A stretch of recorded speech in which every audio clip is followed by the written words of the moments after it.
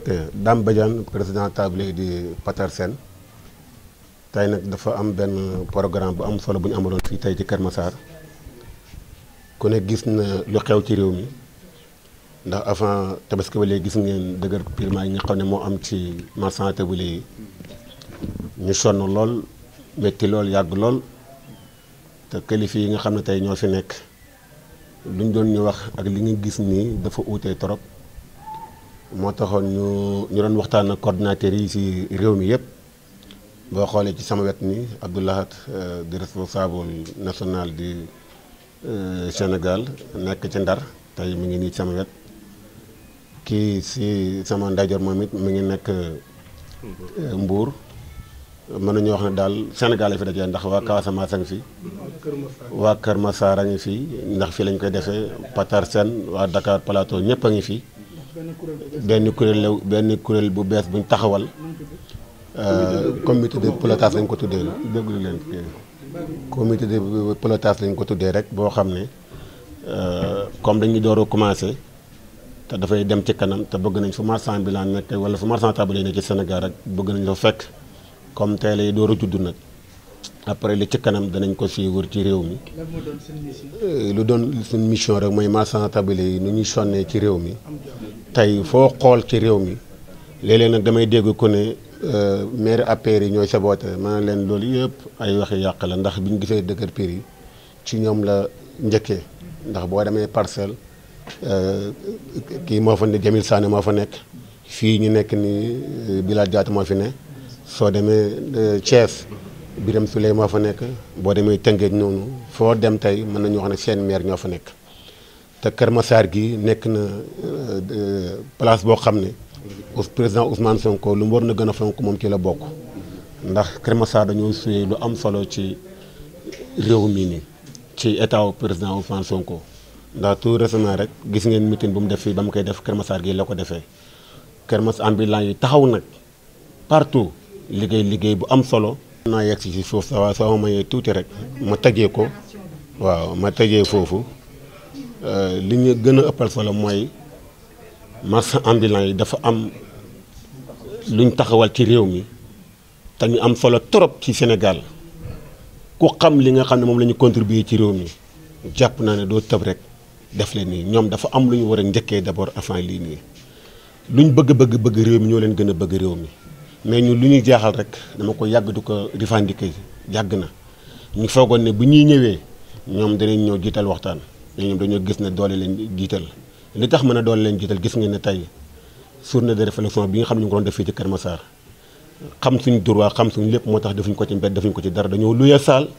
ñu ñëw fekk ñi ci saal bi génne ñu fa loolu maa bëgg a xam ban réew la te pourtant ñoom démb ñoo doon bëgg a def marche bu ñu leen teree ñiy revendiquer ne dañ def marche force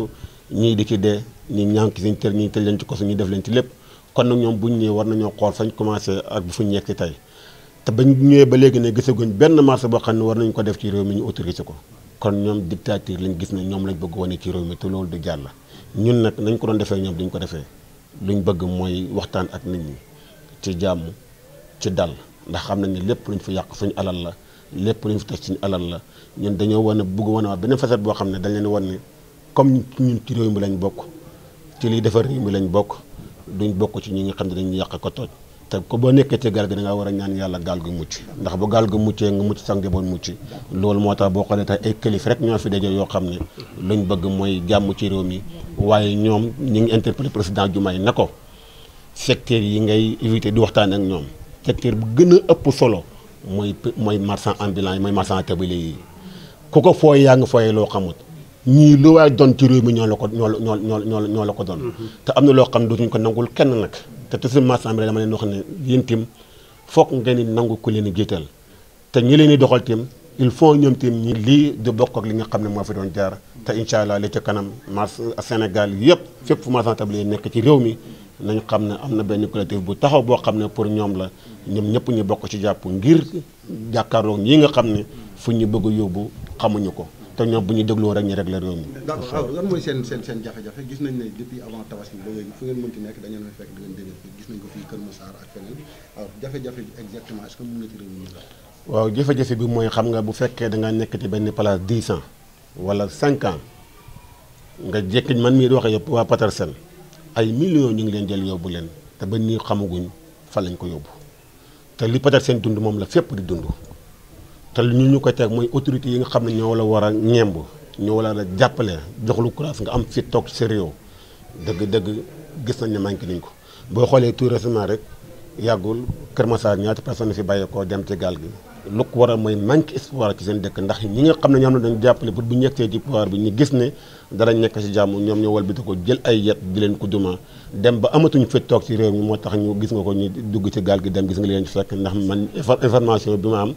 23 personnes yoo xamante ne demoon nañ te 23 personnes yi kenn rek moo ci mucc gis nga dem ñu leen jàngal kaamil suba maa ngi war a ànd ak waa Kër Massar pour dem jaare ji seen i mbokk waxtaan ak ñoom masawu leen ci tiis yi nga xam ne moo leen dal. alors ban message ngeen am pour Ousmane Sonko bi nga xam ne mooy premier ministre génnoon na ñëw Colobane di wax waxu marchand ambulant lan mooy message bi nga xam ne peut-être moom ngeen ko bëgg a lancer pour que ñu leen bàyyi ngeen def seen président Ousmane Sonko li ñu koy lancé rek moom xam na fu mu jaar ci ay jëf. premier ministre Ousmane Sonko PM ñu ngi lay réclamer na la fi nga jaar ba yegg si fi nga nekk xam nga ko ci ay difficulté ci ay jafe-jafe ci ay coono te bu doon sa jëmm képp la fi nga toog tey du fi toog. ambulant yi ñoo bayoon seen lépp ngir moom mu jaralee man ni mu ci xam bëri am na ñoo xam ne ba léegi seen cër dañ koo ñàkk ngir procès bi ku wax ñu saaga la ku wax ñu xas la benn procès rek lañ amoon benn jubluwaay lañ amoon mooy ne Ousmane Sonko ak comme fi mën a teg nañ yegg fu ñu yegg nañ dirisé mënuma d'accord nag ñu dem ba càq bi ñu ràng la ko ñi la yeb ñi la teg foofu nga war leen dimbale war leen appuyer war leen jàppale war leen ndax yàlla kat dafa am lu mu wax lu am solo yàlla moo bind jaamu yàlla yi teg leen fa waaye gannaaw ba mu defee la par dafa ne man kaana lillaahi kaana laahu lahu man yàlla ku ma nekkal ma lekkal la Ousmane Sonko nag comme askan wi dañu ko nekkaloon waroon naa taxaw ne coono bi ngeen def yépp ngir man coono bu pare naa def ko tout pour yéen waaye gis nañ ne ay coono ak ay jafe-jafe rek la ñuy dund te gis nga àll bi soo gisee sax ñi xaw a am dal tuuti seen doom yi nekk fii di liggéey di ñafe nga xam ne duñ fonctionnaire duñ dara nga xam ne benn ambulant moo mën a am sañ-sañu léegi 50 000 léegi tey yaayam wax mu jox ko baayam wax mu jox ko toog xaar suba benn fonctionnaire ñemewul loolu te ñii ñoo économique réew mi te bis bu ñu fexee ba sooxee rek danañ xam yàgg naa ko nag président de la république Macky Sall ne woon naa ko ne lii raam nii boo ko teelu te artu da nga dem ba toll foo xam dootoo waxati benn ndaw lu mu dégg yoon wa président de la ñoom nekkoon nag lu ko raw gis nañ ñu commencé nañ ko te man sama wax di fanaan biti dañ koy gis nañ leen bàyyi xel askan wi te xam ne lépp lu ñu doon ak ñoom la. waaw maa ngi tudd Abdou Mbacké Niang le secrétaire général national des marchands tabliers du Sénégal. li ko waral mooñ dool daf ñu jaaxal ndax ñun ci dëkk bi lañ bokk ci dëkk bi lañ juddoo fi lañ màgge te fi lañ yaakaar a tekkee kon bu ñu tegee fenn dafa liggéey jàpp nañ ne dañoo war a jàppale mais waruñu fa yëkkati lépp lu solo nag mooy woo ñu waxtaan jëm noo organiser bañ toog ci ay sites normal wala ñoom ñi nga xamante ne mooy yi ñuy génne pour jëkkatinu mooy dañ ko woon def ci xale yi pour wut leen fu leen teg non ñun duñu ay marchands ambulants ay marchands tabliers lañ li ci tege mooy voie publique ñu ngi koy occupé de mais du ñu loolu lañ bëgg ndax bu ñu amoon koomul nag yaay da ngay nàmp maam raison pour laquelle ñu toog ci voie publique mais voie publique bëgguñu ko ndax xam nañ bu baax a baax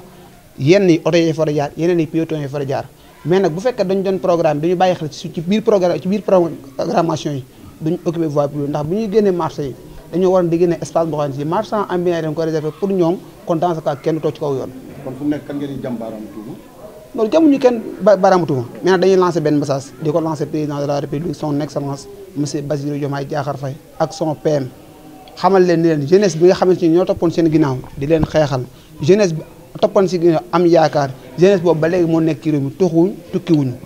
kon nañ ñu bàyyi xel bu baax a baax te dama ko wax toujours ni leen jeunesse Sénégal 70% ñooy marchand ambulant yi ndax li koy waral mooy jàng mi da ci ëpp doo réussir liggéey bi mun nga dem ba am certificat sa liggéey mais doo am mooy yoo ko mën a exercer raison pour laquelle da ngay ñëwaat ci marchand tablier gi di ci liggéey loolu nag bu amee képp koo xamante ni bëgg ngaa jàppale yaay bëgg ngaa jàppale papa bëgg ngaa jàppale sa mag bëgg ngaa jàppale sa jigéen il faut nga jàppale ñi nga xamante ni ñu leen dimbal te ñooñu marchand tablier dañoo gis ni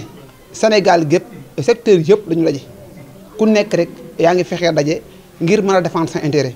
ñu ne ñu xam ne comme ñun ñu secteur yëpp ñu ne ëpp bu ñu defee benn say dajaloo waxtaan def ab lalu benn fan waxtaane fa njariñ li ak li ñu war a jariñ réew mi ndax du suñu njariñ pepp ñun li ñu war a jariñoo mais li ñu war a jariñ réew mi bu ñu ko waxtaanee ba juboo ci dinañ ko mën a génne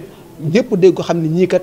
caaxaan taxu leen jóg taxawal taxu leen mais liggéey ngir jariñ seen bopp waaye ngir jariñ réew mi leen tax a jóg da ko ñaawlu ndax wax dëgg yàlla ñun nekkuñu fàttuñu benn yoon xeexuñu xuloowuñ dañoo defoon suñu benn lël benn lieu privé ne fa di waxtaan ñu dem ba yàgg ñu gis ay force de l'ordre ñu ñëw fa taxaw génn te loolu nag intimidation la te wax dëgg yàlla jàppoon naa ni loolu ginnaaw la ñu féeti mais buñ ko gisee tey dañ ko ñaawlu lool di ci lancer nag un message fort au ministre de l'intérieur xamal ko ni ko démb ñun ñoo waxoon ne xeet yi ay intimidation la ay torture la kon tey waruñu koo gisaat tey. asalaamaaleykum Pape Diop laa tudd di président collectif des tabliers du département de Kër Massar waaw tey nag dañoo ñëw ci bés bu taaru bi muy bés bi nga xam ne kuréelu marchand ambulant yu nekk ci national yëpp dañoo daje di 14 régions yi ci 14 régions yi département yëpp dañ fee am ay représentants muy bés bu màgg ci ñun bés boobu nag ñu jëloon na benn groupe boo xam ne dañ leen a jël def leen président def leen groupe d'organisation ñu organiser jël foyer des jeunes bu Kër Massar avant boobu ci lendemain bi ci avant-hier bi dama waxtaan ak ki nga xam ne moom mooy le préfet mu boole ma ak son adjoint ñu dem toog waxtaan ak moom ñu yëgal ko xew-xew yi fi war a am mais malheureusement à ma grande surprise tey ñu nekk suñu activité ñu ñëw yebal la gendarmerie ñu ñëw pour yëkkati ñu xamuñu nag fu ñu ko teg parce que fi nekk nii damaa jàpp ne jaay doole bi ñu doon xeex population bi yëpp di ko xeex tey la gën a raw ndax tey li ñu wane nañ ñu ne marchand ambulant yi ñun dañoo traité wul marchand tablier yi ñun dañoo deful sax ñuy nit parce que marchand ambulant ak marchand tablier yi ñoo ànd doon benn say ci trottoir Sénégal yëpp parce que ku défendre tablier défendre marchand ambulant waaye ñoom dañoo jóg tey pour maltraiter ñu waaye ñu jóg pour def suñu organisation lëkkaloo pour mën a doon benn ñuy xamal nag àdduna bi yëpp di xamal Sénégal ne à partir d'aujourd'hui ñi nga xam ne moom mooy marchand tablier yi nekk Sénégal yëpp boole nañ seen doole fas yéene nañ doon benn créer benn comité de pilotage boo xam ne dañuy génnee jafe-jafe li nga xam ne moom mooy marchand tablier yi nekk Sénégal yëpp waaye tamit di lancer appel sunu yeneen moroomu président yi nga xam ne des nañu parce que présidents yi dañoo bari am na ay présidents sax communal xeebuñu kenn toutes les présidents organisations structures yi nga xam ne moom mooy nekk ci ñu territoire Sénégal na ñëpp ñëw pour ñu doon benn na ñëpp ñëw tàllal nañu ñëpp loxo te incha allah dinañu dem tamit def tournée seeti ji ñëpp fépp fu waay nekk dinañ fa ñëw danañu ànd ak yow ñu ànd ak li nga xam ne moom mooy ci combat bi. Bon, je m'appelle Idriss Saba, président départemental de Rufisque, en même temps membre de ce collectif national. Vous pouvez revenir sur l'activité d'aujourd'hui. Qu'est-ce qui vous réunit là? Bon, on s'est réunis aujourd'hui pour réunir nos forces et être unis pour combattre un seul combat, le combat des tabliers. Parce que depuis quelque temps, on a subi des séries de déguerpissements. Des séries de déguerpissements sans tolérance. Ce qu'on peut voir, sans tolérance. Parce qu'il y a des gens qui sont dans des marchés, même dans les marchés, on a déguerpi les marchés. Et quand on dit il faut aller vendre, on te dit tu n'as qu'à partir dans un marché. Même si on déguerpit les marchés, mais ils n'ont qu'à trouver un autre site de recasement où on peut recaser certains commerçants. Parce que nous sommes des citoyens. Donc le gouvernement doit organiser ses citoyens, doit accompagner ses citoyens, soit côté financement, côté formalisation. Mais on voit un gouvernement qui déguerpit sa population, un gouvernement qui rejette sa population, un gouvernement qui encourage sa population d'aller périr dans les mers. Un gouvernement qui encourage sa population d'aller être des agresseurs. Un gouvernement qui encourage sa population d'aller faire du banditisme. On est dans quel pays? Nous avons voté pour la rupture. Nous avons voté pour la rupture. Donc, nous n'avons pas voté pour la continuité. Donc, si on a élu le gouvernement de Bassirou Diomaye Faye et de Ousmane Sonko, c'est pour régler la solution des Sénégalais. Et pourtant, Ousmane Sonko nous a vendu son projet. Et lorsqu'il nous vendait son projet, il nous disait qu'il avait des solutions. Mais aujourd'hui, où sont ces solutions? C'est ce que nous lui demandons. Nous demandons le Premier ministre Ousmane Sonko de nous recevoir le plus rapidement possible dans une table de négociation qu'on règle le problème des marchands tabliers pour une fois pour bonne pour tous. Donc nous avons pris des plans d'action que nous allons mener d'ici peu de temps. Moins d'une semaine, nous allons mener nos plans d'action que nous allons montrer aux Sénégalais que nous, les commerçants, les tabliers, nous, les acteurs économiques de ce pays, parce que je vous donne un exemple. Si quand on dit un grand commerçant part voyager en Chine, amène son conteneur. Si ce ne sont pas les tabliers, ce commerçant ne pourra pas vendre ses marchandises. Donc nous faisons partie de cette population. Donc j'appelle au Premier ministre et le président de la République, M. Bassirou Diomaye Faye, nous préparons de lui montrer que nous sommes des citoyens et nous posons des actes forts pour le développement de ce pays. Quel est votre plan d'action? Bon, notre plan d'action, nous n'allons pas le publier. En tout cas, vous allez savoir ça. Très vilain, comme vous l'avez vu. Comme vous l'avez vu, très vilain. Nous sommes des citoyens sénégalais. Nous avons pris un lieu privé pour tenir cette séminaire, pour lui montrer que nous sommes des vrais citoyens, nous sommes des responsables. C'est pourquoi cela, on a loué la salle. On ne nous a pas prêté la salle. On n'a pas venu dans la salle gratuite. On a payé pour tenir notre séminaire. Nous pouvions aller dans les hôtels parce que nous avons ces moyens aussi. Mais pour faire une chose que toutes les personnes nous respectent, c'est pourquoi cela on est venu jusqu'ici à Keur Massar faire la séminaire ici. Mais vous avez vu, la gendarmerie est venue avec 3 pick-up. 4 pick-up même, plus de 40 gendarmes devant nous. Mais nous ne sommes pas des agresseurs et nous n'avons pas peur des forces de l'ordre. La façon de déguerpir, quand tu nous déguerpis, il faut nous aviser d'abord. Vous voyez, à la veille de la fête de la Tabaski, on a déguerpi Keur Massar.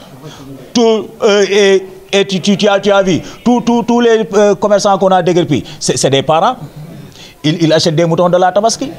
Mais quand on arrange une solution, mais ce n'est pas comme ça. C'est ce que j'ai dit tout à l'heure. On a voté pour la rupture. Donc ils viennent avec des solutions, mais pas pour déguerpir. Nous avons créé notre propre entreprise. Parce qu'ici au Sénégal, il n'y a pas beaucoup de travail. Et ce secteur, il y a des cultivateurs, il y a des éleveurs, il y a beaucoup de choses. Donc ils n'ont qu'à venir encadrer ce secteur, formaliser ce secteur pour le développement du pays. Si l'État, le président Ousmane Sonko, le premier ministre Ousmane Sonko, c'est lui qui a donné les instructions. Il l'a dit. C'est lui qui a donné des instructions. À Colobane, il avait dit qu'il n'était pas au courant. Mais après, lorsqu'il a reçu les commerçants de Colobane, il a dit que c'est eux qui ont donné les instructions. Donc, nous accusons le premier ministre. D'accord. L'occupation anarchique dans les voies publiques, nous ne le voulons pas. Nous-mêmes, nous ne voulons pas. Parce que tout, comme on le dit en Wolof,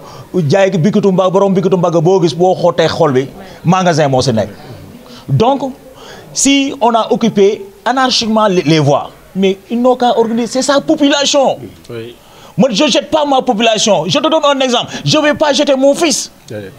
Si mon fils il fait quelque chose d'anormal, je l'essaye de l'organiser. Mais c'est ce que le gouvernement doit faire. Nous attendons le gouvernement qu'il organise ce secteur, qu'il aide ce secteur. Nous ne voulons pas de financement. Ce que nous voulons, la paix. Si nous avons la paix, nous avons les moyens pour travailler.